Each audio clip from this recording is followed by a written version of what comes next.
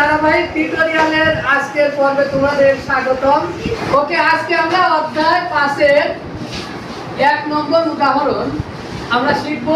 দেখো, সোহেল 230 টাকা দিয়ে একটি মুরগি কিনল। এরপরই সে 60 টাকা দিয়ে ডাল এবং 40 টাকা দিয়ে সবজি কিনল।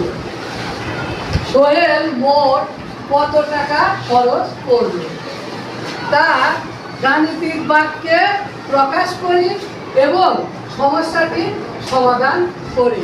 এটা হলো প্রশ্ন। বলছে দেখো যে সোহেল বাজারে গিয়েছে, 230 টাকা দিয়ে মুরগি কিনেছে আর 60 টাকার ডাউল কিনেছে এবং 40 টাকা দিয়ে সবজি কিনেছে।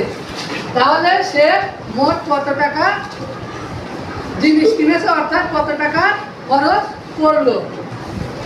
এখন সেটা আমরা কি করব, গাণিতিক বাক্যে প্রকাশ করব। গাণিতিক বাক্যটা কি? মনে করো যে কোনো সংখ্যাকে যদি আমরা যোগ বিয়োগ গুণ ভাগ অর্থাৎ প্রক্রিয়া প্রতীক, সম্পর্ক প্রতীক, গাণিতিক প্রতীক, এই প্রত্যেকটা প্রতীকের মাধ্যমে যদি আমরা কোনো সংখ্যাকে প্রকাশ করি তাহলে সেটাকে আমরা গাণিতিক বাক্য বলি। তাহলে দেখো, গাণিতিক বাক্য আমরা আগে গাণিতিক বাক্যটি লিখব। গাণিতিক বাক্য কি হবে? দেখো, মোটগুলো খরচ করেছে, তাহলে মোটগুলো আমরা কি করব, যোগ করব, তাই না? তাহলে দেখো 230 যোগ 60 টাকা ডাউল কিনেছে যোগ 40 টাকা সবজি কিনেছে, যোগ করলাম, গাণিতিক বাক্য হয়ে গেল। অর্থাৎ আমরা এই সংখ্যাগুলোকে, টাকার অঙ্কগুলোকে আমরা কি করলাম, একসাথে যোগ করলাম, যাকে আমরা কি বলি, গাণিতিক বাক্য।